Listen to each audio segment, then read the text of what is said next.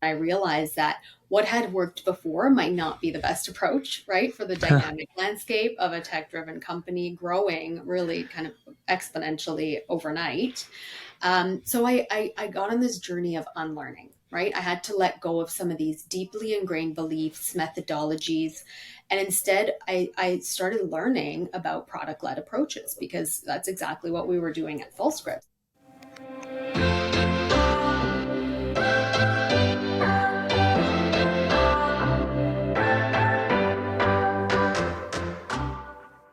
Hello and welcome to the Unicorn Leadership Podcast. My name is Fahad Al-Hattab and I am your host. And this podcast is where we interview leaders on their journey of building high-performing team, on building high-performing cultures, on scaling startups.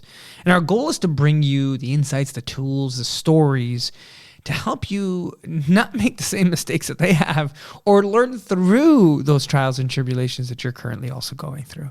This podcast is brought to you by Unicorn Labs, where we transform managers into leaders that create high-performing teams that scale. And you can check more of it out on unicornlabs.ca.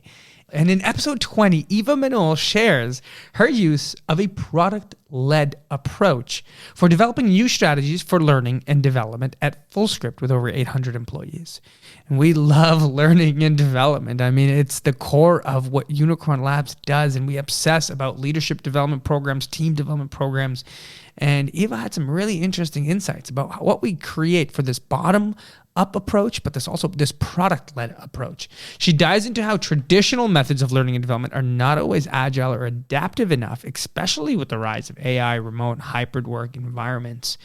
What's really interesting is that it really got me thinking about a quote that I've come across. And let me read it here for you. It's Alvin Toffler's quote. It says, "The illiterate of the 21st century will not be those who cannot read and write, but those who cannot learn, unlearn, and relearn." And Eva takes us through her journey of having to unlearn some core elements of her training as an organizational psychologist, as an executive coach, what she had to unlearn about learning and development, and where she had to change her approach and her framework of thinking about learning within organizations. See, learning within organizations is a top priority as organizations continue to grow. So as you scale, it's absolutely necessary for innovation for your team to be at the edges of the technology that they are building and learning more about the new tools, the new systems that is going to allow them to actually build for this next decade. And this takes me to one of the other quotes that I pulled up here specifically for this intro. It's a quote that I've heard a few times, and it looks like it's attributed to a few different authors. But in this case, Jochi Ito is the name. And it says that education is what people do to you, but learning is what you do to yourself. And this was the core insight that Eva gets to in our episode, is that she had to create enough accountability around learning for the individual that it no longer was education that the company was doing to the employee, but that the individual employee themselves was doing for themselves, for their career, for their own growth. So Eva's going to dive into a new strategy that she used to build this community among teams for learning. And they're going to share some tools, some resources, and approach in developing opportunities to help these individuals blossom. Let's hear another quote here from Eva.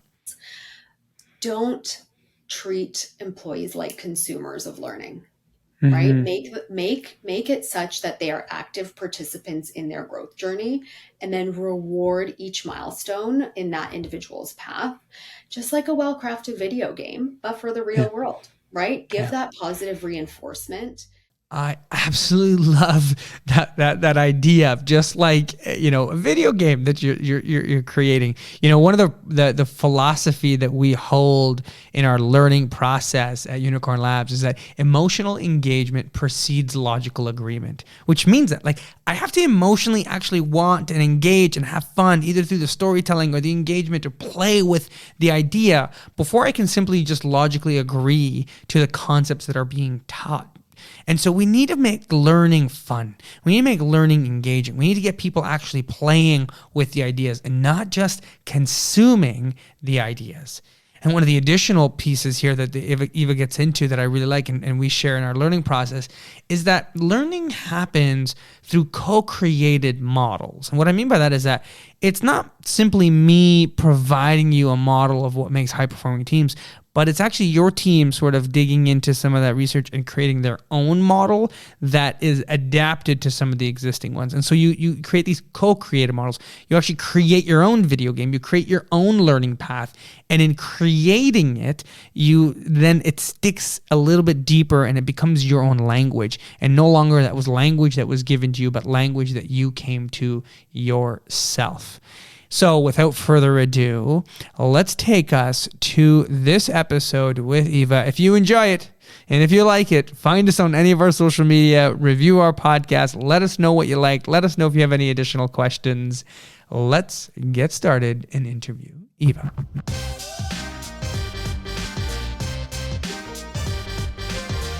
Eva, welcome to our Unicorn Leaders podcast. I'm super excited to have you on our episode.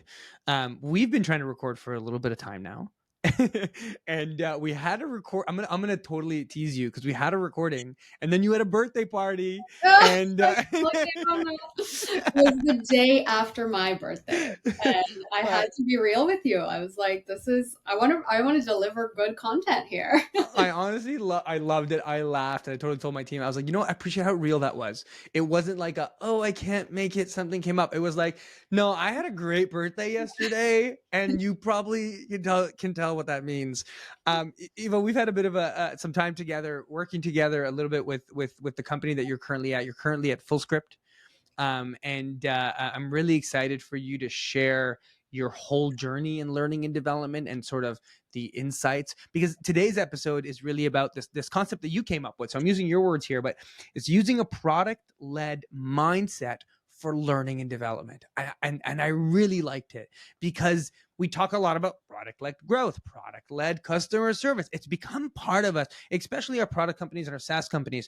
And I want to sort of unpack what that means. So I'm going to give you space right now. What is, when you say that, product-led mindset for learning and development, what does that mean? What are some of the insights, key insights? We always start with this big question and give people some of the nuggets right away. Yeah, absolutely. So let's define it as a whole. So product-led growth is a strategy that increases revenue, right, through the use of a product rather than advertising or marketing. Mm-hmm. And us in L&D, we know a lot about internal marketing, internal communications. And taking a product-led approach to learning and development is a game changer. Instead of creating, kind of content that needs to be consumed, how do you build the right platform, scaffold individuals and communities to really blossom on their own accord? And along the way, gather a lot of feedback, provide excellent customer service on the platforms that you've set up, and essentially continuously drive product improvement. And that means the learning ecosystem. That's really cool. And so at Fullscript, you've had the capacity to really build these internal tools, right? Like build a really learning and development ecosystem. So you're talking communities, you're talking peer groups, you're talking mentorship, and you've sort of facilitated it through an online portal. Is that what I'm sort of understanding to kind of just color in some of these lines? Yeah, it's really about crafting the right systems that encourage people to take the reins of their own development. So we spent a lot of time in vendor analysis mode and really looking at what are the systems that are going to be most conducive to this hybrid and distributed environment, right? So what some of the ones we used are Degreed, Learn Upon. So these two crafted the learning ecosystem. And when it comes to our performance development one, we leveraged Kazoo, which is now called Worktango. Okay, cool. That is super fascinating, and I'm excited to dive into it because there are a lot of practices in learning and development. There's a lot of theories and principles, and a lot claim best practices in different books and different methods. And there's a lot of research, and you and I have both geeked out over a lot of this research. Right? We kind of stuck our noses into it and have read. And And some of the stuff that you're suggesting feels contrary to some best practices, but it also feels aligned to some best practices. And I think there's a bit of both, which is interesting. And I think that's the tension point of innovation when you're trying to innovate at the margins of learning and development. So I think that's a really interesting space. So we're going to get more into those specific solutions because I think our audience is going to really want to hear that. But I like to kind of take our audience back and say, all right, you weren't always this brilliant. You didn't always have the answer, some kind of innovative answers to learning and development. You've, I'm sure, done the entire gambit of presentations, workshops, and everything in between. Tell me a little bit about yourself. Let's get started. Who is? That's always a tough question, but who is Eva? Like, and where do you get started? Where does your journey get started? Tell me a little bit about yourself. Yeah, great question. Where do I get started? Well, you know what? Why don't I start way back when I immigrated to Canada? So, being an immigrant, I was 5 years old, didn't speak Yeah. English, right? And being an immigrant meant navigating a new culture, new way of life, sometimes feeling like a fish out of water, Mm-hmm. where you didn't know the ropes, but the pressure was on. I mean, my parents wanted the best for us, so it was a Yeah. fierce upbringing when it And came and where did you immigrate from? Southern Europe. Southern Europe. Okay. Cool. Yeah. So, when it came to bringing home A's instead of A pluses, Mm-hmm. it just was that drive for more. So the drive for academia, that was instilled young in both my brother and I, but it also instilled that sense of adaptability, resilience, and I really learned the value of embracing change, embracing new perspectives, which kind of played a big role later in my career. Mm-hmm. Mm-hmm. I really like that. I think that's like such a foundational answer to like who are you? Because we share similar stories in that sense. Came when I was young, came to Canada, and you're often you're sort of the translator generation. You're translating cultures, and and I say I often say immigrants are the best at holding two truths at the same time because you can see the multitudes of the existing world in front of you and the past world that you were in, and they're both real and they're both true simultaneously, but yet they compete in your mind a bit too, right? It's a little philosophical that I'm getting, but That yeah. beautifully said. Yeah. Yeah, I think that's really cool, and that really served the foundation for you. So high achiever, kind of go getter, high achiever, instilled young, and there's double edged sword that comes with that, right? Our go life of trying to make everything happen and bend reality to our will, because we kind of have to, or we've seen our parents do it for survival, and we have all this opportunity, we want to make the most of it. And so you did go off and do that, yeah, right? You went off, you finished school, you finished your undergrad. Where'd you go to undergrad? Yeah, I went to McGill in Montreal. Cool. And then what was the first? What was the first job? Or did you go to a master's? What was that career journey like for a few years after university? I did. I couldn't stop going to school. I did my master's in Chicago. I got some organizational psychology there.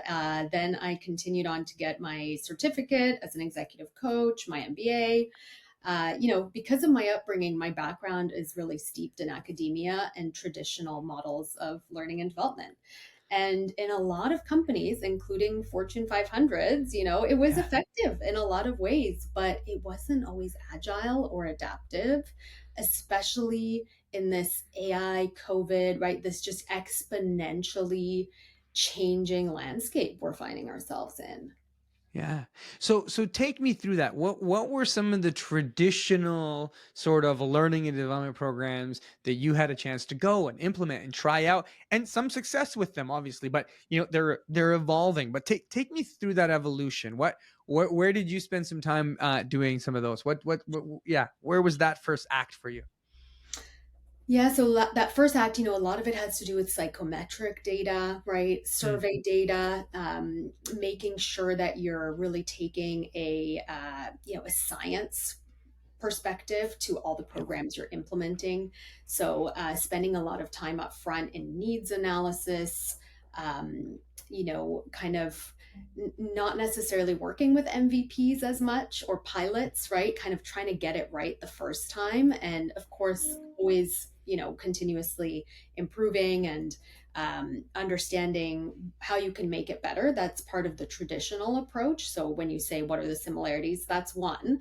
Yeah. Um, that being said, there's a lot less tolerance for MVP state products, right? So Mm, a leadership development program, in previous companies, it was a beast. I mean, it was a well thought out from the beginning. Let's have a pre-measure, a post-measure, a 360 that's going to take 2 hours to debrief, three assessments for validity and reliability instead of one. Things that just aren't realistic when it comes to today's time poor yeah. people, Yeah. right? Yeah, that's so true. And these sort of beast learning and development programs, I find often because they're sort of the thing that people look for. Even when they're in small organizations, they sort of think, well, that's what a leadership development would look like. And it sort of prevents companies who are smaller to sort of engage because they think, well, it's got to be perfect. It's got to be that, or where do I start? Because I don't have that. And Yes. it really prevents people from really diving into a more lean kind of practice because they see what the traditional companies are doing. Yes, yes, I think that's really well said in the sense of, well, why even engage in it if it's not going to be a good program, right? So Mm-hmm. finding that balance and at Fullscript is really where I face this critical moment when I realized that what had worked before might not be the best approach, right? For the dynamic landscape of a tech-driven company growing really kind of exponentially overnight. So I got on this journey of unlearning, right? I had to let go of some of these deeply ingrained beliefs, methodologies, and instead I started learning about product led approaches because that's exactly what we were doing at Fullscript. So how can I mirror, how can I emulate the success we're having externally to our internal environment? So Okay, so let me hold you on that. What unlearning? What was it? What, like, we all have these painful moments that, like, it's pain that moves us. It's pain that forces us to sort of have to change to face the reality of, like, maybe. There's clearly a moment here with Full Script. You're like, I had to unlearn some things.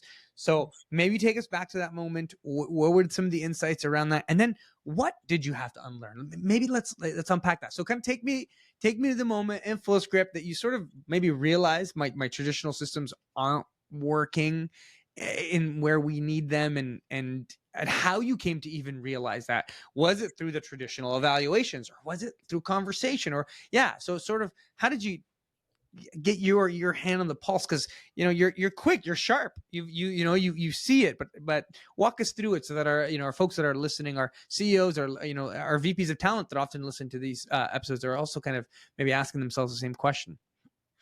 yeah, so it was really about treating learning and performance like a product, right? Continuously iterating, focusing on what actually is going to drive value and really trimming on what we think drives value but doesn't actually drive value for the organization and the people, right?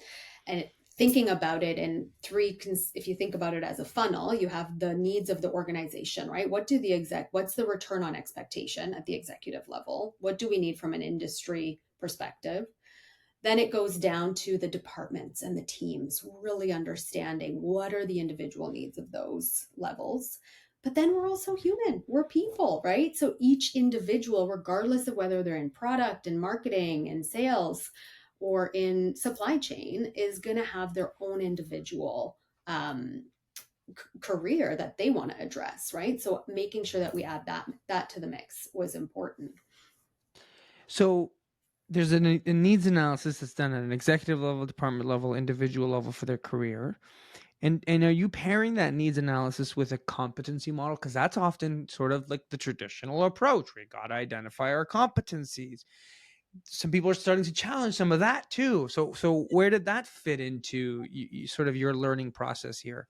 It didn't fit in. That was one of the more traditional pieces that at Fullscript, for us, it was really about aligning learning with business goals, right? Mm. And looking at what is our competitive edge? What is that defining feature that makes Fullscripters different than the rest? So we aligned to our guiding principles, our values, and above everything, our business goals, which helped not only get that really targeted learning, but it also helped us create these experiences that people gravitated towards without an internal marketing campaign. They needed it Uh, because we offered exactly what we heard was needed. yeah. So, being able to measure the real impact of that on people and the organization was easy after the fact. Hmm. I think there's a good old saying, and I was about to Google here. That like it's a education is done to you, but learning is something you do for yourself. Good. And I think that's the sort of chasm that you're trying to cross over with this product led growth, product led learning and development. It's sort of previously in traditional models, it's sort of like we as the organization are going to educate our employees, and so the education is done for them. But what you're saying here is that no, I need it to come ground up. I need them to identify where they want to learn, with maybe a little bit of a push from a manager who is encouraging learning for sure, but we want to create a culture of learning where learning is seen as just part of our growth, part of our system, part of what we do, and not sort of this I got to go attend a seminar. Yes, yes, that's exactly it. We want to crowdsource, right? We want to bubble up. It's a bottom up rather than top down approach. And I have to mention that our efforts in going product led with learning were actually recently recognized with a gold level Brandon Hall Human Capital Excellence Award in the Oh. of best use of performance to support learning. So another key piece of this, and that was obviously a very proud moment for everybody. Yeah, And you it kind should of that should be affirmed, proud of it. It's a lot of you yeah. know, it affirmed that okay, going product led on the learning side was really making a difference, and it was innovative and something other companies haven't necessarily done. But where the results really happened was in rewarding and recognizing the behavior. So when we saw higher engagement in the platforms, when we saw increased performance, we would send in-app notifications. So this is again speaking to the product-led approach. We didn't do this outside on Slack. We did it in the platform, in LearnFS, in GrowFS. And these are what our two platforms are called. And we rewarded with something we call script coin. So we would give script coin, which had monetary value, almost like gamifying it. We would Mm. reward behaviors like that, involve learning or that involve setting objectives, and really encouraging people to take control and take the reins of their own development. Because why wait around for your manager or the company to do it? Like this is your life. And so we rewarded them when they reached these milestones of taking ownership over their own career. I really like what where this is going. It's interesting because like so one title that we've sort of given it here is this product led approach to learning and development, but we're also saying it's bottom led, approach to learning and development.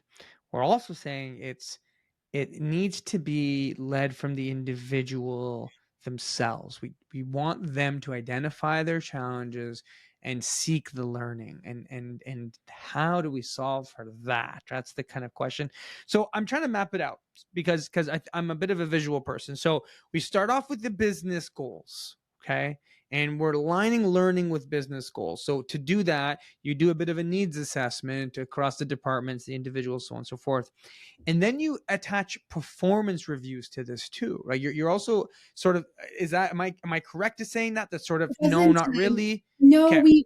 we kind of abolished performance reviews at Fullscript. Okay. Yeah. We find those outdated, and what Hmm. we really focused on was continuous setting of objectives and key results. Okay. And sure, we'd check in on these once a quarter, and of course, we needed a talent review at least twice a year for Yeah. that connects to salary planning and promotions and such. And, But and what so the we talent review, how have you positioned the talent review different than a performance review someone might do more traditionally?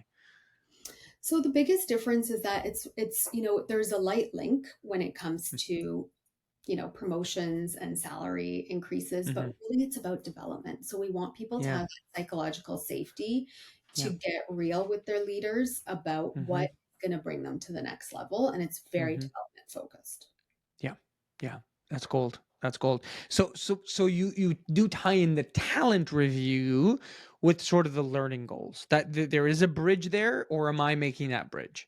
So Eh, each person would tie that in, would bring it up to at at their one-on-one with their leader. But the system itself, the way we chose the system is that it does bring it up in the workflow. So you don't have to go back and pop up a different tab.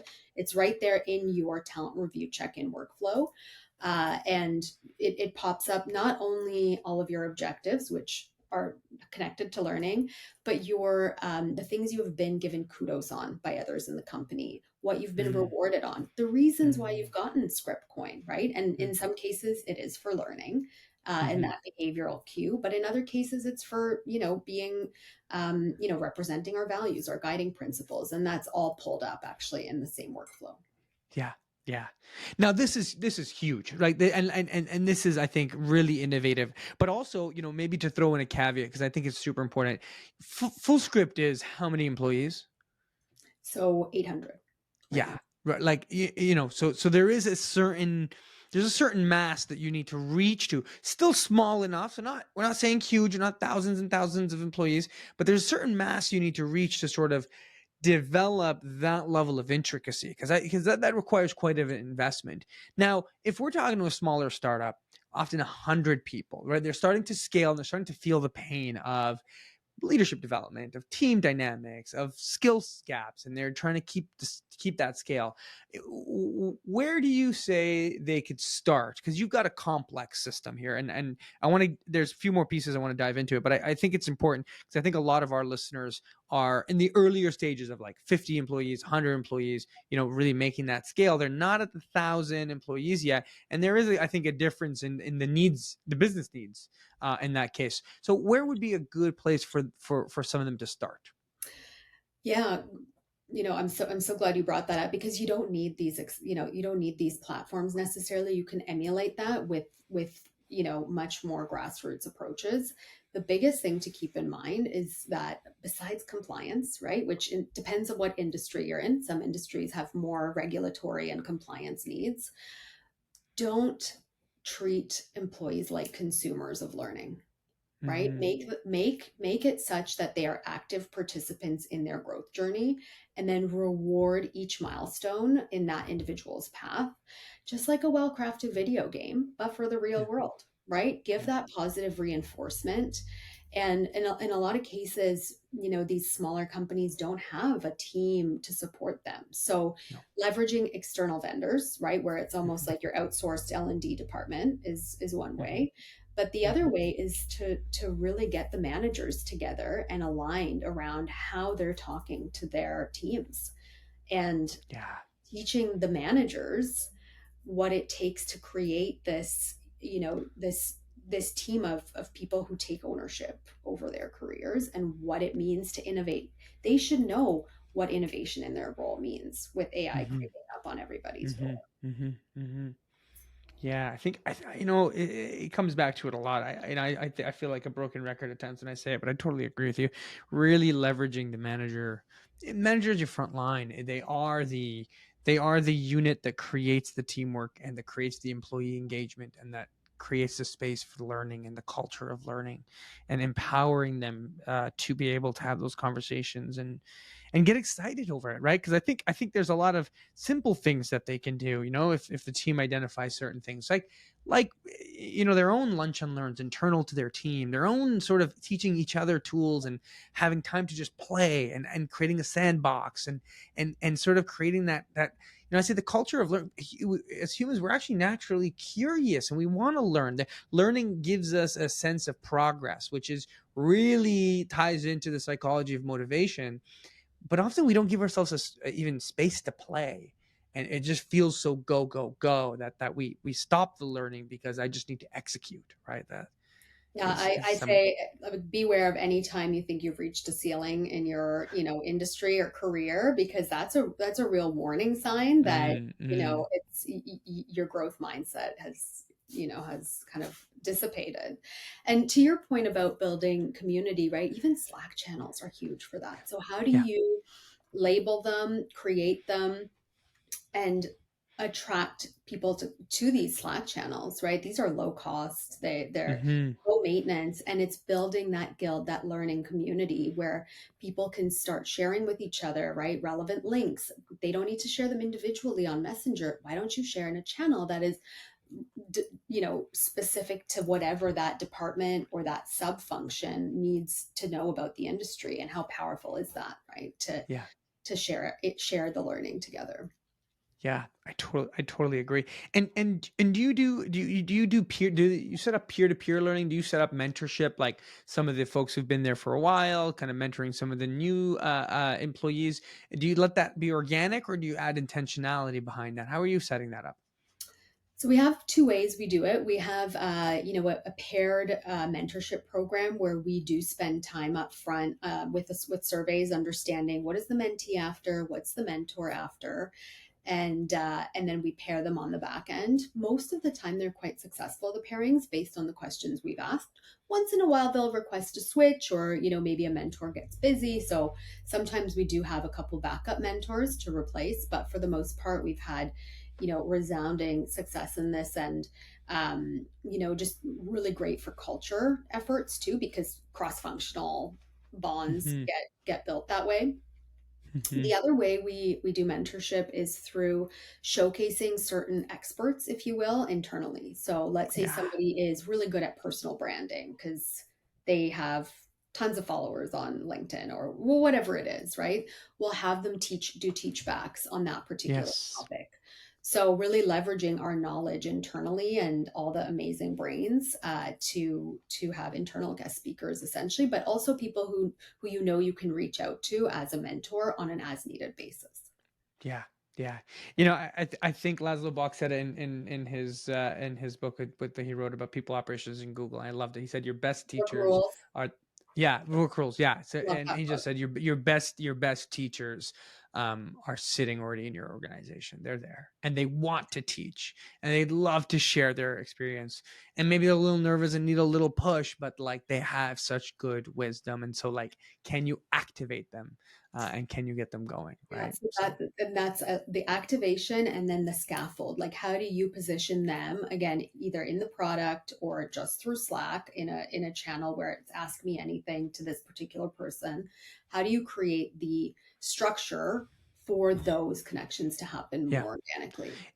And how do you not overload the individual that does that? So when you use the word scaffold, that was immediately what came to mind too. Was like, okay, we also need to support the person who chooses to step up and say, I'm gonna teach, but like I've got my regular job and it's already a lot, especially in our startups, so where I'm like already overloaded, but you want me to teach a bit, and you've got a bit of reward system, so you're kind of choosing to do a little bit of reward. The reward kind of helps it, but they're like, I don't get paid to teach, I don't get paid to facilitate, so you know there is that buy-in, which is good. Yeah, so go ahead. How do you Yeah, ensure there's scaffold? How do you ensure they don't get overloaded? two ways we've done that before. One is first come, first serve sign up sheet, essentially. So we cap it at a certain amount. And then the other way is, that's the first kind of question we'll ask of the mentor and say, is this the right time? And if not, we'll come back to you in 6 months, see if your projects have calmed down. So, even if they are, let's say, the guru on XYZ, some of them don't have the time, and we'll just call that out as is, and, make sure to respect their time. Yeah. Yeah. Yeah. Yeah. Cool. Cool. That's awesome. Okay, so we've covered quite a bit, and I really like this. We're sort of building out a little bit of a model here on connecting business goals to needs and to learning, how the talent development is a part of their platform, the rewarding, the peer to peer learning, all of this creating this culture of learning, really, and this bottom up approach to culture of learning. So walk me through the biggest mistakes in sort of, or I guess lessons, because you're experimenting a lot. So when you're doing the approach that you are, right? If you're going to say it's a product led approach, then it's an experimentative approach. It's an iterative approach. It's a lean approach, which means you're going to throw a lot of crap on the wall and see what sticks. And what did you think was a brilliant idea that like fell flat? Or what's something your team is currently working on tweaking because you're like, we just don't have the engagement we want on this. So maybe nothing flat out failed, but it's like not hitting the engagement level that you thought it would. Yeah, sure. So, one of the things we've done in the past is kind of offer recurring lunch and learns, right? And have these focused on the skills that we knew, from our needs analysis people were really after. So, giving and receiving feedback, difficult conversations, right? These kind of really common things that all managers and employees are always craving. And we made sure to say, hey, if you can't attend, we'll record it. You can watch it after. And what that did was really enable people to either not pay attention, not be Yeah. involved, and stay off camera, or people who were really interested in the topic kind of took another meeting at the time. Let's say because they felt good about it being recorded. The truth is, and everybody admitted this eventually, is nobody watches recordings, Nobody watches right? recordings. No. Nobody does that. We just don't Nobody have. goes back. No. No. So we changed our approach and rather than making it open to everybody, we really capped these also and we turned them into workshops. So we Hmm. had three-part series with a cohort of people. It was 10 people per workshop, broke Hmm. down barriers in terms of layers. So you could have a VP and an entry level, CS agent at the same workshop, but they wanted to develop that skill set. Hmm. Hmm. And it Hmm. worked phenomenally because not only was there that group accountability, we did a little intro and we did a little bit of this, group bonding at the beginning to hold each other accountable. But there was time for discussion and the social etiquette to turn off your camera or be busy wasn't there with a smaller group. Yeah. So this was a big learning and one that made a change in terms of how we offer this kind of critical skill development. Yeah. I really like that. I really like that. I was I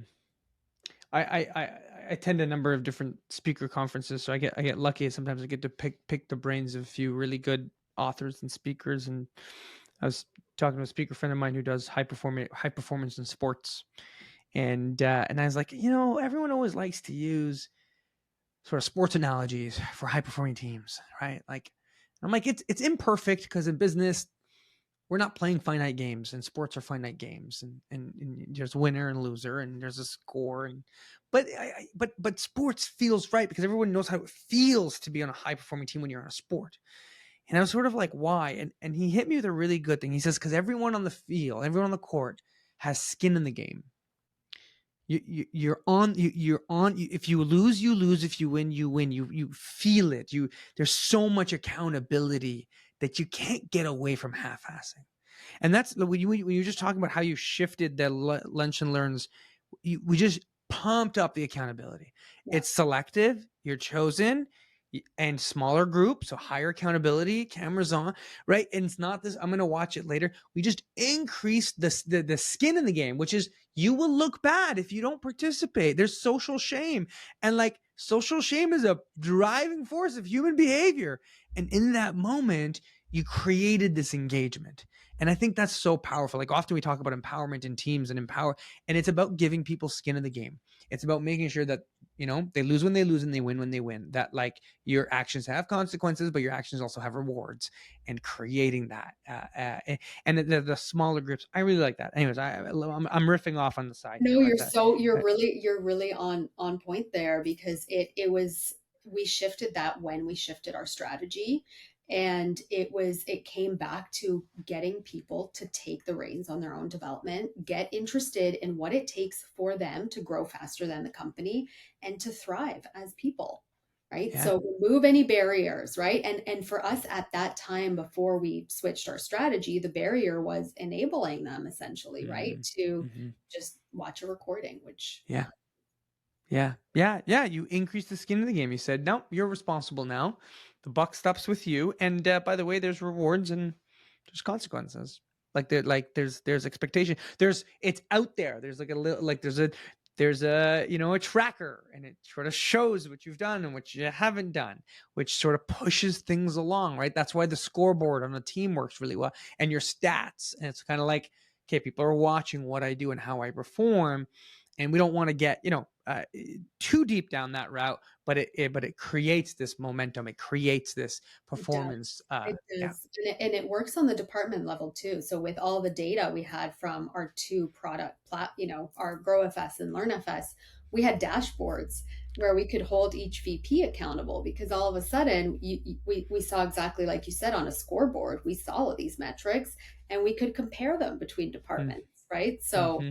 It's we like had your a lot. department's not spending any time learning. We're gonna fall behind. And so maybe actually let's talk about that for a second, okay? Because this is, I think it's often overlooked.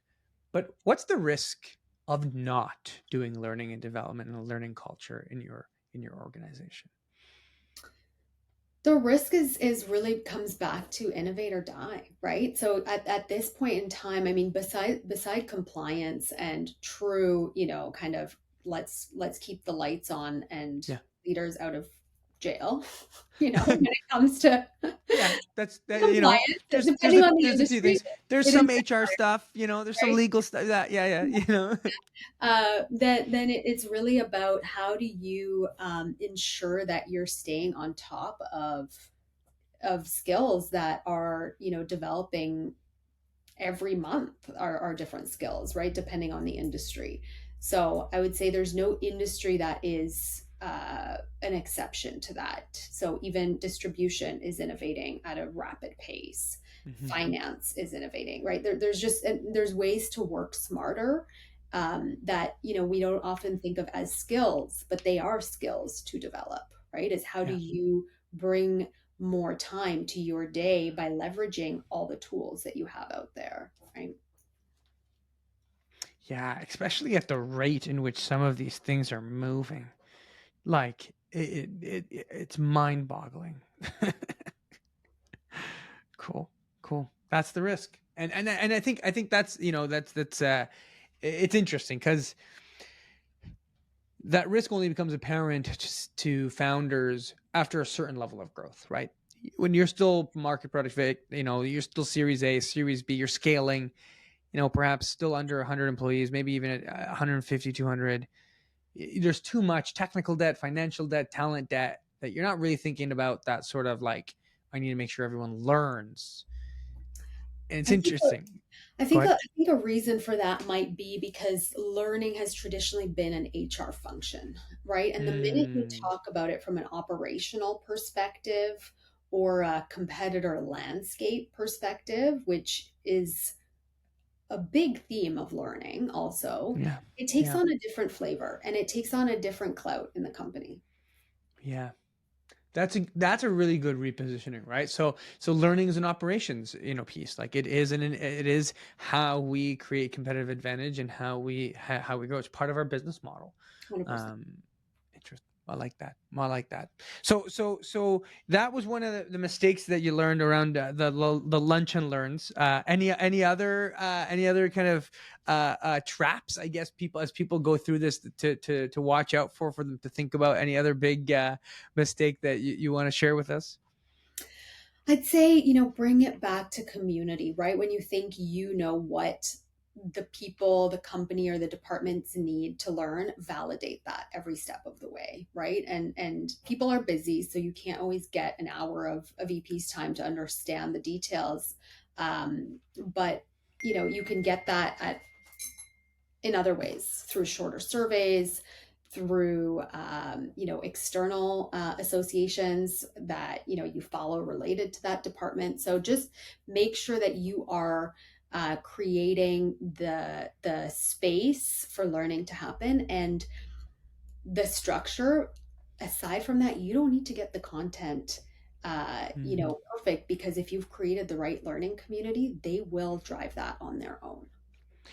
That's interesting, right there. Right.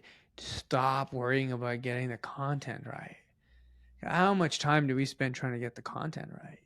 Like what do they need to learn? How do they need to learn it? How do we piece it all together? And there is benefit to that. Let's not completely dismiss that, but it's sort of an order of operations, right? And I think it's sort of like you're over obsessing over the content when you should be over obsessing over the community initially, and then the community will piece together the sort of learning paths because they will have experienced learning paths.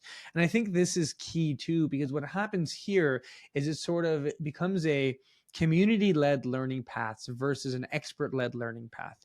And a community-led learning path has much better nuance and tacit understanding of the holes and gaps as someone, it's always the person that's 1 year ahead of you or 2 years ahead of you that's good at teaching you, not the one that's 20 years, because they don't know what you're going through anymore. And then you get the like, work hard, be nice, just do, like, you get which are all Too like far removed. truisms, right? Yeah, you get these truisms that lose nuance. And I think Ed Catmull in his book, Creativity Inc., I love it, he kind of sort of says that over and over again. He's like, I hate trying to distill our culture to certain words because I feel it loses the tacit and implicit and the pieces of what it actually means. He's like, so instead we wrote longer things, but then nobody read them. And he's, kind of fighting through this, like, how do I teach you something So without, relatable. yeah, yeah, um, and I think that's the piece is like the community led learning pathways allow for more tacit learning, kind of the implicit learning, which is really really cool. So let's wrap this all together. Give me the sort of principles. We're gonna make them up on the fly. The principles of product led learning and development, of bottom up learning and development, of community led learning and development, sort of, kind of bringing all these together. What would you say that like tenets and the principles are that people can do? And then after the principles, I want, like, we'll get into to get your mind going, some action next steps. Here are like 2-3 steps that people can start taking. I know we sprinkled some across, but I kind of want to wrap them all in together here at the end. Sure. So yeah, for the L&D leaders, I'd say embrace change, new perspectives. Don't be afraid to unlearn and adapt what you've learned to be true in the world of L&D or OD, or whatever it is that you call it at your company. Let's actually live what we preach, which is the true essence of growth mindset and keeping that beginner's mind. And, catch yourself and check yourself anytime you think you've reached the ceiling in terms of your own learning. It's a warning sign, right? That limiting beliefs have been creeping in there. And when it comes to adjacent industries, right? Like, let's learn from other industries that are doing really cool things in interesting ways and try to adapt some of these transferable skills to L&D. So that's what I did when it came to product-led growth, right? And some of these have to do with in-app experiences. Drop the marketing campaign internally, right? No employee wants to be marketed to. So, That's get a good, like, wait, that's a good one, 'cause that's a learning lesson. You likely learned that the hard way. I'm sure we all did internal marketing, right? right. Like, Like it did increase. We got boosts when we did those. But again, like when we talked to, our teammates on a personal level versus when we sent the marketing email, it was like, what, is that you? Did you send me that? So we want to get to know people on an individual team, department, and person level. And taking a product led approach to learning and performance is about crafting the right system that scaffold people to basically take full control, full ownership of their own development, and really get interested in what it takes to grow faster than the company and thrive as people first. Hmm, Right. And so hmm, remove any barriers. If you as an L&D professional see barriers, how can you remove those or at least help soften them? And it's not, you don't have to get those platforms that yeah, helps support this. You can do it through Slack, you can do it through Google Meet, right? Like, it's the same yeah, principles, and you can use much more cost effective ways to build community and to really inspire people to blossom in their own bottom up kind of way, not push this off the shelf content that they're going to need to consume from you. yeah, yeah. No, yeah, I really like that. I like how you've broken down the tools, and that's, we do a lot of learning development. People ask us for tools, and I always say use a spreadsheet. Okay, we're gonna use a spreadsheet. We're gonna use some tables. We're gonna use Slack. I mean, Slack has got a great. There's an add-on you can use. Hey Taco, which is a great little rewards program. Like, you don't need a full, like, just get it started, and iterate it, right? Like I think you said, like use the Slack communities, add some of the bots as add-ons for like rewards if you want to do reward tracking. Use a little for learning and development kind of spaces. You can use Google Drives, you can use Notion's great. Like there's a lot of very easy to use tools, as you've noted, without having to go. And then as you scale and as you grow, purchase and grow with it, right? I like that. Yeah, I like systems that. are important for scale. Like you can't Yes. scale with Slack, don't get me wrong, but you mentioned the 100-person company, right? Yeah. Yeah. Anything under that, Slack Yeah. works. Yeah. Yeah. And Exactly. No, I like that. Now, if I want to, I think there's also a message in your heart around leadership. So I usually like to give people a little bit, for all the leaders that are listening to this who maybe are not, talent professionals specifically or learning and development, but they're managers, they're CEOs, they're founders. I often say, a lot of us have a sort of message for leaders, a leadership philosophy. Let's end off with that sort of like send off. What is your message to kind of the world? What is your message to leaders in tech that are building and that are innovating and they've taken on this challenge in this world? What's your message for them? What's in your heart? And this doesn't have to be a tactical piece, but a philosophy, a principle, a guiding light. I would say drive, drive an understanding of yourself first before you expect it of your team. In this hybrid world, what we need is more humanizing, more being seen and not being afraid of being seen as a leader. And don't be cryptic, right? Don't kind of showcase some leadership style you think you should be because you took a quiz online or whatever it is, right? But showcase who you are, be real about what your Achilles heels are. And if you're having a bad day that day, right, it's okay to show that vulnerable side. And it's actually much more conducive to trust in it always, but especially in a hybrid setting when, we can't always see the Mm, micro body movements or mm, the other pieces that you get in person, right? yeah, So lead with that. Explain, don't be cryptic, right? Don't make them guess what might be your your Achilles heel. Just lead with that and yeah, trust it's okay to yeah. show vulnerability as a leader. I love that. Sort of call it the 8 Mile Eminem kind of way, right? Like just call out all of the problems you already have. So you're like, listen, don't worry. I know I've got this and this and this, but here's what I can provide. And we spoke about this right before the episode started, but like sort of like learning to find your voice sometimes through this, right? Like it is uncomfortable when you're a new manager, or even when you're a co-founder and you're like, I was working with a co-founder and he's like, Fad, I have more employees than I have friends. I don't know what to do with all that. And that's real. And I was like, Yeah, damn, thank you for sharing that. Cause that was real. And that, it's and real. you're like, totally, that's right. And he's like, you hear all these messages and he's like, I don't know. I'm like, yeah, I have to help you just find your voice and staying true to that voice. And you don't need to be the gregarious, charismatic leader because that's just not who you are. And that's not where you're going to lead from your effectiveness. I, And it's I, I actually love not the most effective leader results wise. It's Anyway, not. it's Yeah. been Yeah. shown, Yeah. right? So, Research clearly shows that. yeah. In Western society, we like to sort of, and I say often, we like the gregarious, charismatically. We also tell the myth of leadership as if it's an individual act. Leadership is a team sport. It's a team sport, and it is groups of leaders that do phenomenal things. It is not individual leaders, right? It truly is that.